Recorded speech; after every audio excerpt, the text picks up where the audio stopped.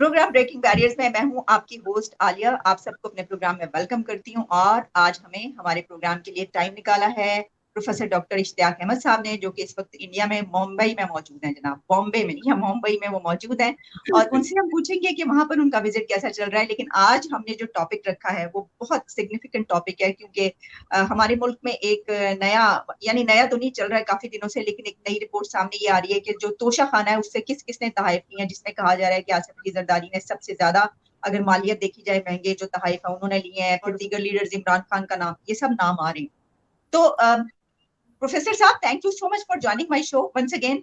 आपको वेलकम करती हूँ अपने शो में। आलिया जी, आपके साथ जब भी प्रोग्राम करते हैं आई ऑलवेज फील के बहुत एक मुनासिब बात होती है। तो you are a great host.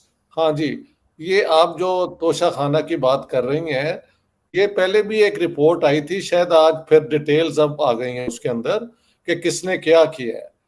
और मुझे कोई इसमें आई एम नॉट सरप्राइज्ड कि इनमें से सबसे ज्यादा कौन है जिसने एक्सप्लॉइट किया है इस स्टेट प्रीरोगेटिव को। देखिए, जो ये तोशा खाना में दिए जाते हैं ना चीजें, वो एक स्टेट के को दी जाती हैं। उसके जो हेड होता है वो, या जो भी उसको रिप्रेजेंट कर रहा होता है। लेकिन अब जो लिस्ट आप बता रही हैं उसमें आसिफ अली जरदारी साहब टॉप लिस्ट पे हैं। उनके मुतलक मशहूर है कि वो एक ज़माने में मिस्टर 10% मशहूर थे जब बेनज़ीर भुट्टो पावर में थी। और बस ये है कि उनकी ये रेपुटेशन भी आम है। और इसके बाद महल ये लिस्ट बहुत लंबी हो जाती है। किससे नंबर पे? तीसरे नंबर पे। जी।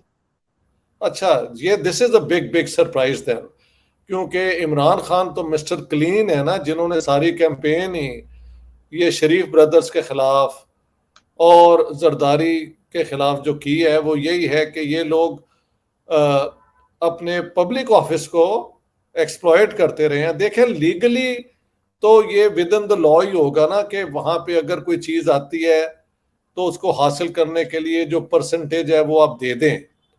लेकिन ये है एक वो अनलिमिटेड ग्रीड, एवरेज।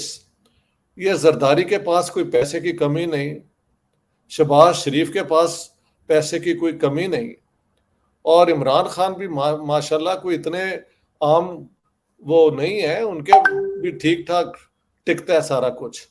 लेकिन जहां नियत इंसान की, लालच जो है वो उसकी हद ना हो, तो फिर यही होता है। इसके बरक्स बिल्कुल आप सही कह रहे हैं।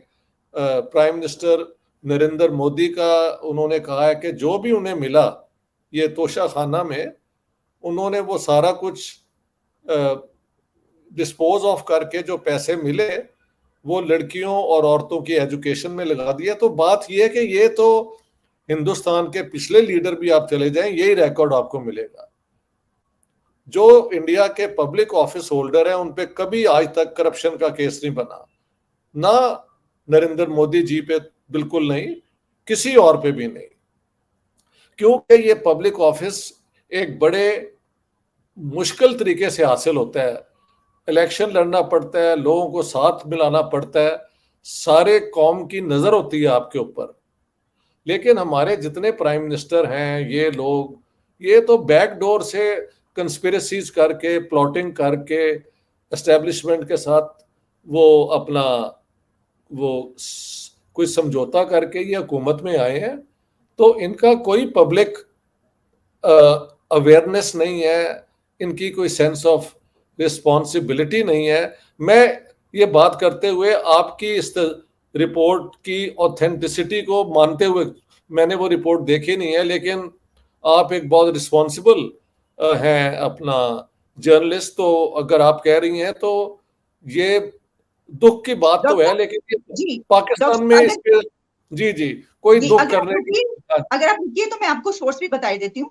ये ARY आप जानते हैं, मेन स्ट्रीम जी चैनल है बहुत बड़ा। ARY की ये रिपोर्ट है जो कि कल से चल रही है। इस वक्त मेरे सामने ARY ओपन है, जिसमें कहा गया है कि तोशा खाना से सबसे ज्यादा मालियत के तोहफे आसिफ जरदारी ने लिए। इसके आगे ये लिख रहे हैं कि शाहिद खान अब्बासी की सबसे ज्यादा $1,96,000 की सालाना औसत रही है जो उन्होंने लिए हैं तोहफे दूसरे नंबर पे। फिर इसके बाद वो लिख रहे हैं शौकत अजीज जो यहाँ पर आए थे प्राइम मिनिस्टर बन के, उन्होंने अपने दौर में $3,08,000 के तहफ लिए। चेयरमैन पीटीआई जो है उन्होंने $7,20,000 के लिए। जबकि जो नवाज शरीफ हैं उनका नाम जो है वो भी आ रहा है इसके अंदर, जो कि जबकि नवाज शरीफ ने $5,26,000 के तहफ लिए, इमरान खान के बाद उनका नाम आ रहा है। ये एक रिपोर्ट है मेरे सामने, बिल्कुल उस रिपोर्ट के मुताबिक, ये क्योंकि बहुत डिस्कस हो रहा है तो तो मैं इसकी आपसे वजह है पाकिस्तान के सारे लीडर इसी किस्म के रहे हैं। अगर आप मुझे इजाजत दें तो मोहम्मद अली जिन्ना ने भी अपने पब्लिक ऑफिस को अपनी प्राइवेट प्रॉपर्टी को रेंट आउट करने के लिए मिस यूज किया था। ये ऑल रिकॉर्ड है, मेरी किताब में है कि जिन्ना साहब और इसकी बहन ने जो अमेरिकन काउंसलेट था उसको बुलाया और चाय पे और कहा कि आप यहाँ पे जो अपनी वो खोल रहे हैं ना काउंसलेट, इसको आप एम्बेसी बनाएं और मैं हमारा घर जो है वो किराए पे ले लें। And the American said no we don't think कि पाकिस्तान हमारी लिस्ट में कोई इतना इम्पोर्टेंट है। तो उन्होंने एक सस्ता उस जमाने में एक काउंसलेट लिया था। तो ये जब ट्रेडिशन शुरू से ही आपके साथ है, आपके फाउंडर ऑफ द नेशन ने भी यही किया है। तोशा खाना में पता डॉक्टर साहब सॉरी टू इंटरप्ट यू, ये तो हम ये नहीं सुनते अभी तक, जो हमारे सामने बातें आती हैं और जो पढ़ते आए उसमें ये होता है कि जो कायदे आजम है वो अपने चाय जो वहां से पीते थे उसके भी पैसे अदा करते थे। उन्हें पता चलता था कि ये स्त्री जो है कपड़े इस जगह से करवाएं और यहाँ से, तो वो कहते थे कि नहीं तुमने वहां से क्यों करवाए, और फिर उसके पैसे अदा करते थे। और फातिमा जिन्ना भी, तो हमें तो इस तरह की रिपोर्ट्स पता चलती नहीं है।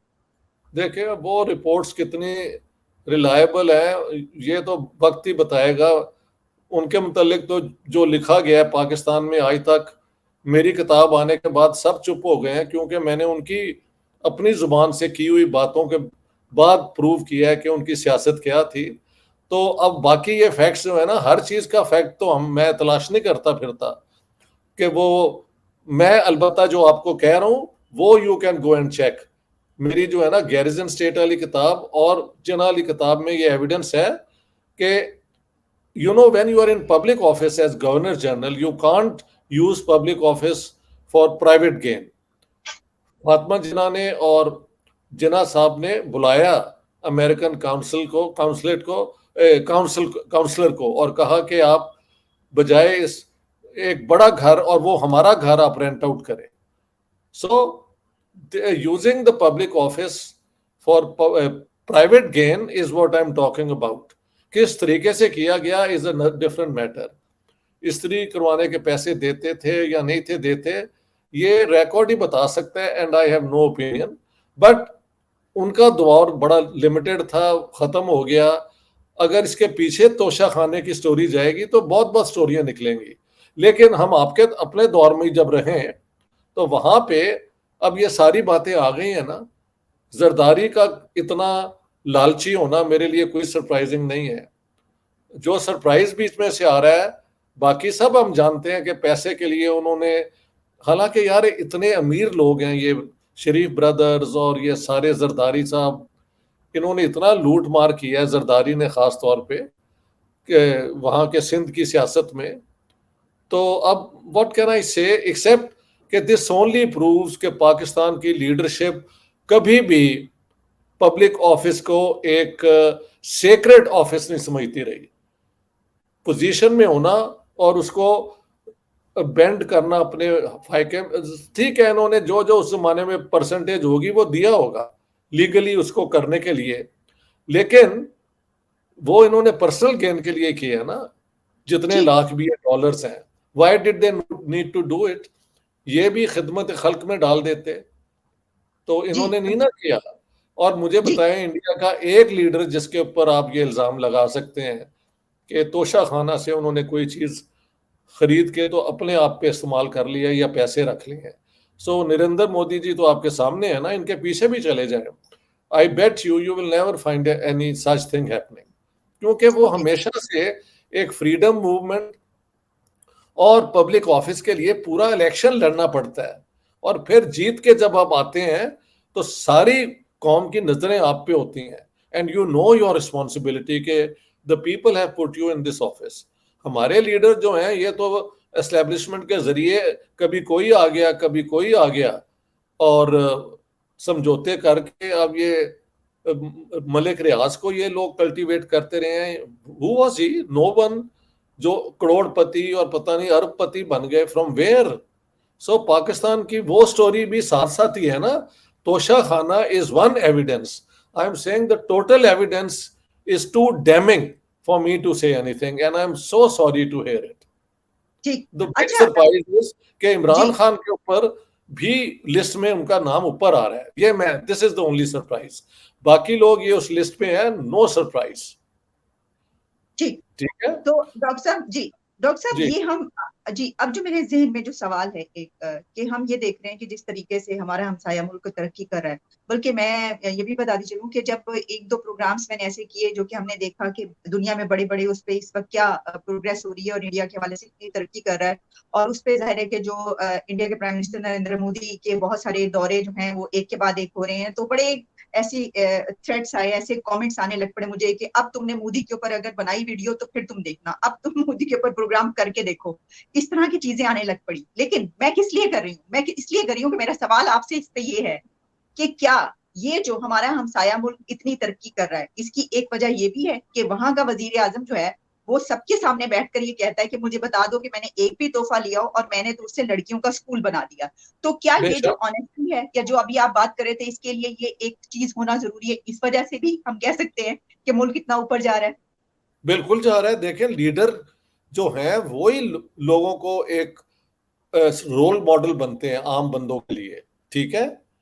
और आप देखें, मैंने जो एक दो चीजें बताने वाली हैं, आपको भी पता है और मुझे भी पता है कि 35 million children in Pakistan are out of school. ये आप जानती हैं ना। 35 मिलियन बच्चे बताता जाता है कि वो आउट ऑफ स्कूल हैं, उनके पास स्कूल नहीं है। यहाँ पे इंडिया में 12 जमात तक लड़कियों को free education in college school तक, और हर रोज खाना भी मिलता है। Can you believe it? लड़कियों के लिए खास उन्होंने किया है। वैसे तो हर जगह, हर स्टेट जो है वो 100% लिटरेसी की तरफ मूव कर रही है, लड़कों को भी और ये और वो। लेकिन क्योंकि औरतें या लड़कियां पीछे थी जरा, तो नए कानून जो बने हैं उसमें every Indian girl, Hindu Muslim Sikh whatever, is entitled to go to college,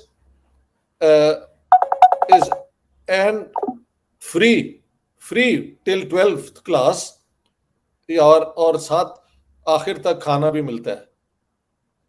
तो ये आप देख लें, अचीव देखें, जो होती है ना डेवलपमेंट, वो एक बंदे से नहीं होती और एक पॉलिसी से नहीं होती, ऑल राउंड होती हैं चीजें।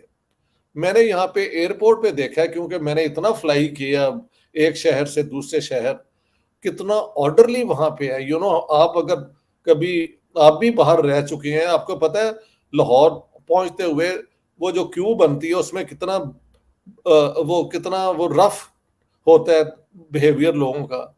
यहाँ पे इतना orderly, clean, and the bathrooms are clean. मैं तो ट्रेवल करके आया हूँ बाय रोड, अब इंडिया में भी कई इलाकों में आप एक छोटे से ढाबा जो होता है ना, छोटा सा वो चाय चू, वहां के भी आप उनके वॉशरूम में चले जाएं तो टिप टॉप क्लीन। तो इंडिया ने ओवरऑल डेवलपमेंट जो है ना वो की है। और जो नई जनरेशन है वो रूल ओरिएंटेड है, दे फॉलो द रूल्स।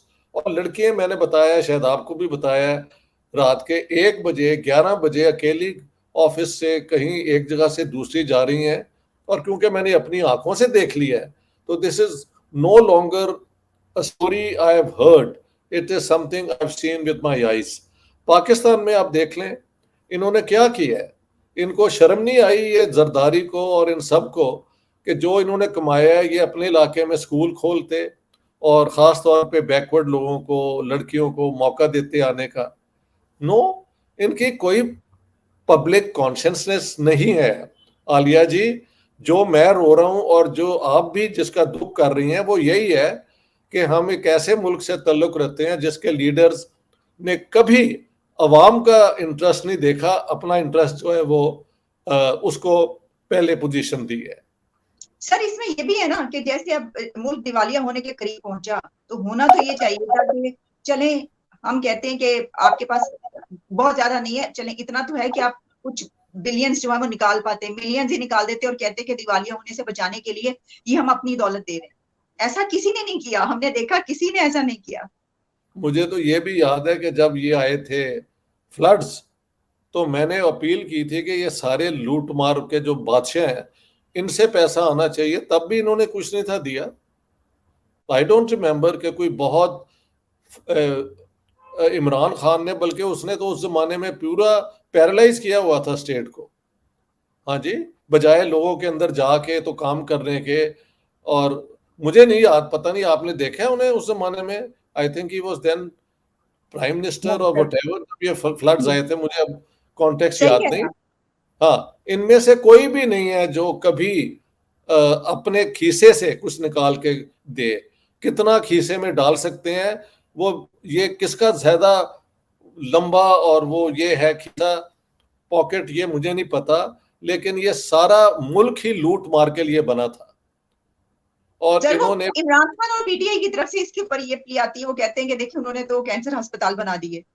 वो ये कहते और हैं ना कि दो उन्होंने कैंसर तो, अस्पताल अपने पैसों से, ये भी रिकॉर्ड पे आना चाहिए कि कितने पैसे उन्होंने इस्तेमाल किए हैं। आई think he has collected because उनकी एक पब्लिक अट्रैक्शन है, लोगों ने दिल खोल के उसमें पैसे भी दिए। इंडियन क्रिकेटर्स और इंडियन एक्टर्स ने भी दिए, लेकिन उन्होंने कभी किसी को याद नहीं किया। और तो और सुना है, $500 million शायद कहते हैं, आई एम नॉट श्योर, ये शरीफ बरादरन ने दिए थे उस जी कैंसर। जमीन भी दी थी, जमीन भी इन्होंने दी थी। हाँ, तो क्या इमरान खान के अपने कितनी उसमें पैसे लगे हैं ये आज तक वी डोंट नो। हाँ, पैसे इकट्ठे करके कैंसर अस्पताल बनाए हैं जरूर, इसमें कोई शक नहीं है। And so I would not challenge that. लेकिन उसमें इन्होंने कितनी कुर्बानी अपनी दी है, पैसों की, अपनी प्रॉपर्टी की। दिस अगर पब्लिक वो किया जाए और पता लग जाए कि भी किसने क्या डोनेशन दिया, तो बहुत अच्छी बात है। मेरे ख्याल वो कुछ अर्सा पहले उन्होंने अपना कुछ बेच के ना उसके अंदर दिया था, वो खबरें आ रही थी, ये वाली खबरें पीटीआई की तरफ से आई थी कि देखिए उन्होंने ये बेच के जो है इसमें लगा दिया। चले, अच्छी बात है। बट साथ साथ सो तोशा खाना में तो उन्होंने वही किया ना जो नहीं करना चाहिए। एग्जैक्टली। यानी लीगली उन्होंने एक्वायर किया, ये मैं मानता हूं, लेकिन वो क्यों किया? Why did he not sell the things and give it for the public good? वो तो कहते थे ना कि 35 मिलियन बच्चे जो हैं वो रिटार्डेड हैं और मैं आऊंगा तो बदल दूंगा, तो वो उनको भूल गए उन्होंने, जब ये सारी वो घड़ी 2 करोड़ की और बाकी चीजें अब जो आप बता रही हैं। सो व्हाट कैन वी से भाई? जी सही, आप सही कह रहे हैं। तो डॉक्टर साहब फिर यही रिजल्ट निकला ना कि जो मुल्क तरक्की करने के लिए ये बहुत जरूरी है कि जो हुक्मरान हैं उनको अपना एक रोल मॉडल बन के दिखाना होता है, तभी वो मुल्क तरक्की करता है, वैसे तरक्की नहीं कर सकता। हो सकता है कि वो कहें कि क्योंकि ये वाली बातें ये भी आती रही कि जो प्राइम मिनिस्टर शहबाज शरीफ है उन्होंने कहा कि ये तो रूल्स एंड रेगुलेशंस हैं कि हम ले सकते हैं इतना देकर, इतना कम करा के, वो तो वो है। अपनी जगह पर, लेकिन फिर भी रूल्स, जी जी, रूल्स और रेगुलेशंस इन्होंने रूल इस्तेमाल किए होंगे, ये मैं चैलेंज नहीं कर रहा।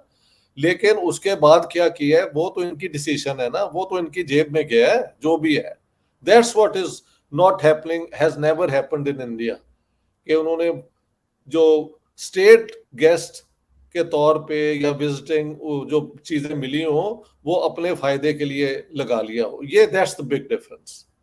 और बाकी जो पब्लिक ऑफिस में जो इन्होंने हरकतें की हैं वो पब्लिक डिस्कस करती रहती है, we know it too well Alia ji. और ये बहुत फर्क है इंडिया और पाकिस्तान में। And I tell you, India is developing all round, यानी हर तरीके से वो डेवलप कर रहे हैं। ठीक और ठीक। देखिए लड़कियों को, अगर एवरी इंडियन 1.4 बिलियन के मुल्क में जो लड़की हैं उनको 12 जमात तक फ्री एजुकेशन मिल रही है और खाना भी साथ मिलता है हर रोज, तो क्या ये बहुत बड़ी अचीवमेंट नहीं है? बहुत बड़ी चीज। बहुत बड़ी अचीवमेंट है। मैं ठीक यहाँ ठीक। पे जब का आया हूँ, मुझे जो नए इंडस्ट्रियलिस्ट हैं जो कामयाब हुए हैं वो कहते हैं हमने कोई रिश्वत नहीं दी अपने काम में, गवर्नमेंट की फैसिलिटीज की वजह से हम आगे बढ़े हैं। हमने मेहनत सुबह शाम की है, लेकिन हमें कोई वो होता है ना कि ये दो रिश्वत वो दो, नो नथिंग। तो कई मतलब आम मिडिल लोअर मिडिल क्लास के बच्चे जो हैं या लड़के, वो अब मिलियनर बन गए हैं because they work very hard, they had great ideas, but उनका एक्सपीरियंस है कि स्टेट उनको फैसिलिटेट करती है, उनसे लूटती नहीं है।